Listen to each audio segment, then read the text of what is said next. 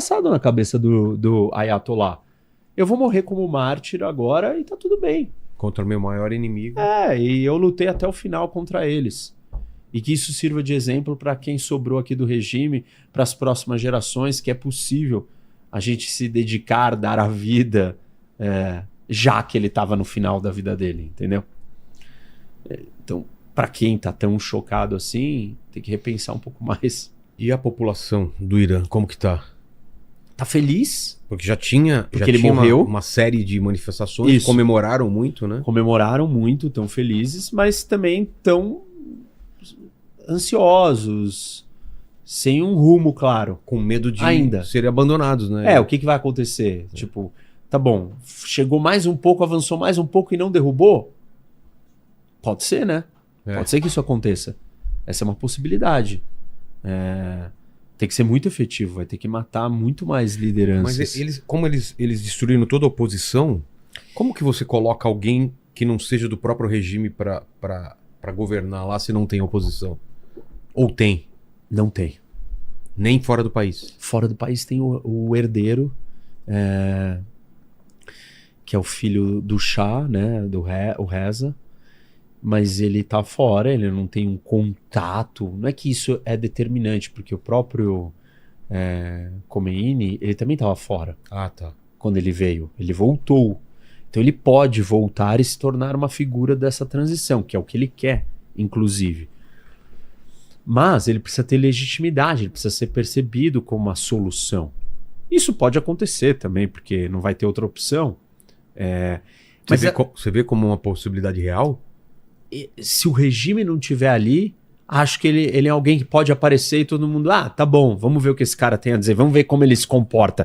E aí, se ele fizer 1, 2, 3, 5 discursos direito, pode ser que ele caia nas graças da população e fale, tá bom, não temos ninguém. Entendi. O que ele parece um cara diferente, moderno, fala direito, sei lá. Óbvio que vai depender da capacidade dele também de conseguir construir tudo isso. Mas também pode existir a opção de surgir uma figura. Não é tão simples porque é muito tempo de repressão. Mas se você tiver um vácuo de poder, aí alguém com mais habilidade pode aparecer. Um segundo caminho é meio que uma mescla disso. Essas figuras aí, alguém que não existe, ou o herdeiro do trono, se juntar com alguém de dentro, que é alguém mais moderado. Mas continua sendo uma teocracia? Não. Ah, tá. Para reformar. Se junta com alguém de dentro e fala, vamos fazer uma transição. A hora de vocês acabou. Tá. Mas não é melhor? Você não acha que é melhor? O povo não quer mais. Para o bem do país, você ajudar a gente a conduzir isso, você pegar a galera que tá com você, fazer eles te seguirem e aceitarem isso daqui? Não é uma equação muito simples, Vilela.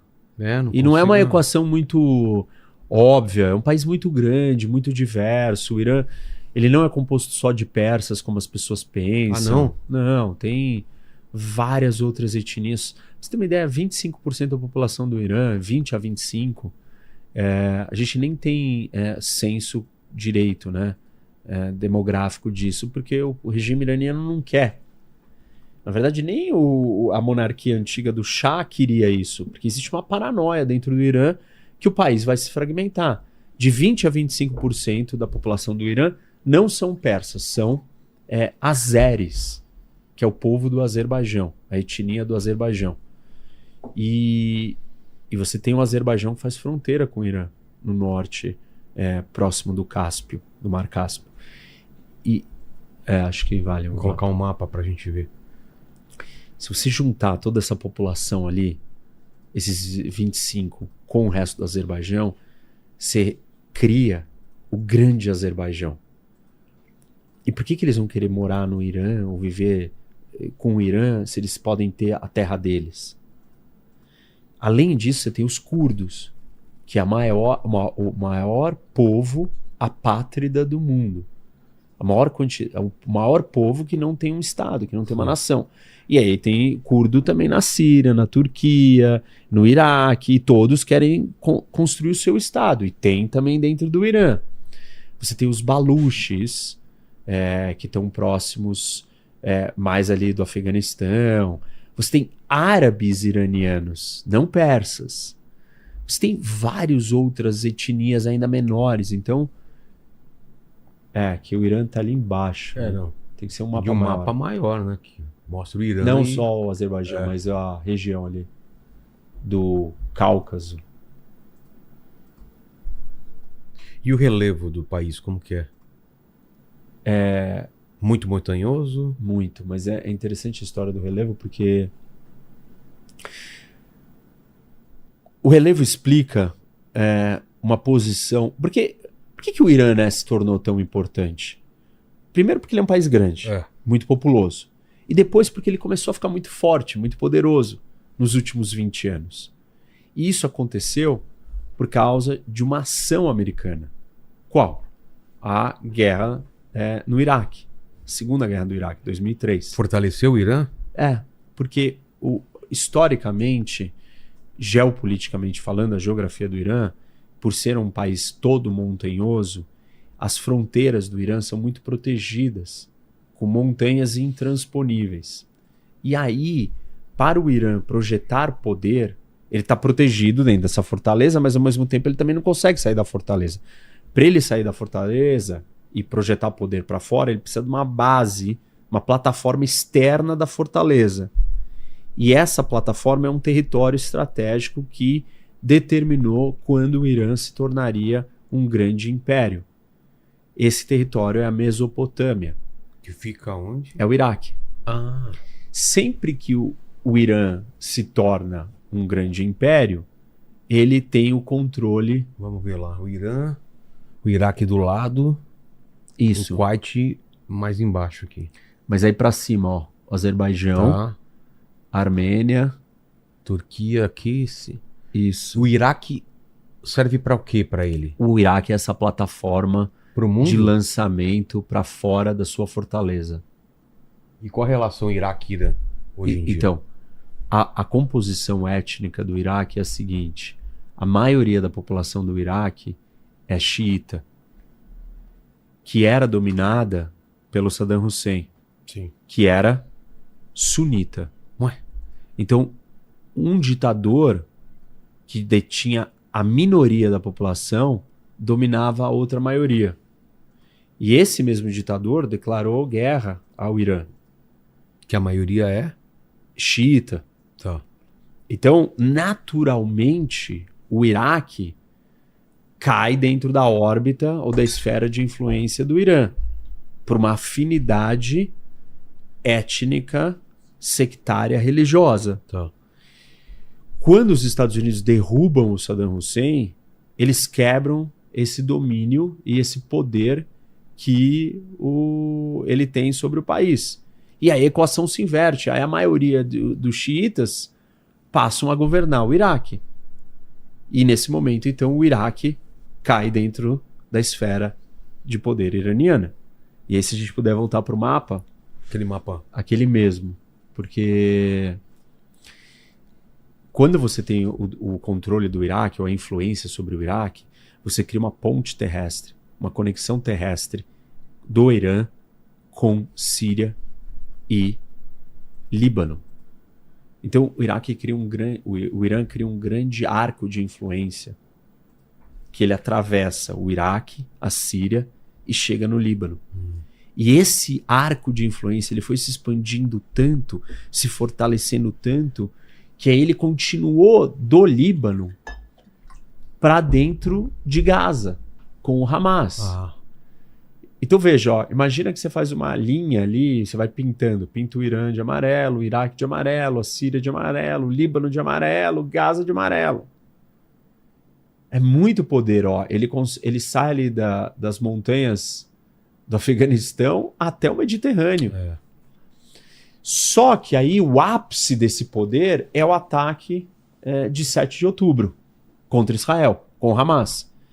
E dali para frente, esse arco de influência começa a colapsar, porque vem a retaliação. Tipo, você exagerou, né? O Irã exagerou, aí Israel falou, não, você exagerou agora. Agora eu vou contra-atacar. E aí Israel começa a contra-atacar e vai destruindo um a um. Hamas, Hezbollah, a Síria cai, e ele vai perdendo toda essa esfera de influência, e ele vai enfraquecendo. Aí Israel parte para o ataque direto contra o Irã, algo que nunca tinha acontecido, que a gente acompanhou aqui, né? Falamos em 2025, 2024. E aí nós chegamos no ponto que o Irã está muito enfraquecido, muito mais enfraquecido. E essa é a hora que eles estão tentando mudar isso para sempre, eles, Estados Unidos, Israel. Entendi. Manda uma pergunta aí para ver se, dentro do que a gente falou, antes de eu perguntar também de futuro aqui. Vamos lá. O Felipe Hoffman, ele mandou o seguinte: gostaria que o professor explicasse um pouco sobre a relação Trump com Israel e por que o Biden tem se distanciado dessa relação. Teria se... teria se distanciado. Já pegar água. Tá. Na verdade, os Estados Unidos sempre foram muito aliados de Israel. E o Biden, ele se afastou um pouco, mas não se afastou assim, não é uma coisa, se afastou. Quando teve o 7 de outubro, o Biden enviou 2 porta-aviões americanos para o lado para apoiar Israel. Ele não dava tudo que Israel queria 100%, mas ele entregou e ajudou demais. Só que a base democrata começou a exigir dele uma outra postura, porque junto com a questão de Israel veio uma conexão, né, uma fusão entre a ideologia woke e o antissemitismo. O woke no sentido de... também antissemitismo? Woke? Não, assim, porque nós tivemos uma união do islamismo com o woke. Sim, sim. Mas isso não acontece em todos os temas. Tem um assunto e uma área específica onde isso acontece. Que é qual? Israel. Os wokes, eles não estão abraçados com os fundamentalistas islâmicos na questão da feminista. Isso, ou LGBT, enfim. Muito pelo contrário. Exato. Mas fecha o olho para essas coisas também. Fecha, não bate de frente toda hora, mas eles não se abraçaram. Mas onde que eles se abraçaram? Na questão de Israel. Entendi. Então, contra Israel, surge uma ideologia, uma união desses 2 grupos ideológicos, que é uma ideologia antissemita. Mas quem que construiu essa ideologia lá atrás? Foi a União Soviética.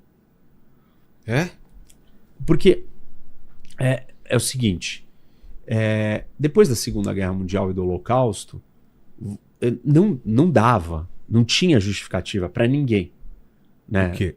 Contra os... Ser contra judeus. Sim, era politicamente incorreto, era feio. Isso, era um negócio assim que não tinha cabimento mais, depois do que tinha acontecido, ser contra os judeus. E aí, o que a União Soviética... Qual que é o drible que a União Soviética tenta dar? Quando ela está no auge da Guerra Fria contra os Estados Unidos, ela começa a ter uma presença dentro do Oriente Médio e começa a trazer todos esses países árabes para o seu lado. Para sua influência. Isso. Para combater a influência americana nos outros países. Dá uns exemplos, assim, que guerras que ela se meteu ou quem ela armou Egito, Síria, ela começou a ajudar. Você ainda não se inscreveu, deu o like e ativou o sininho? Você tá louco?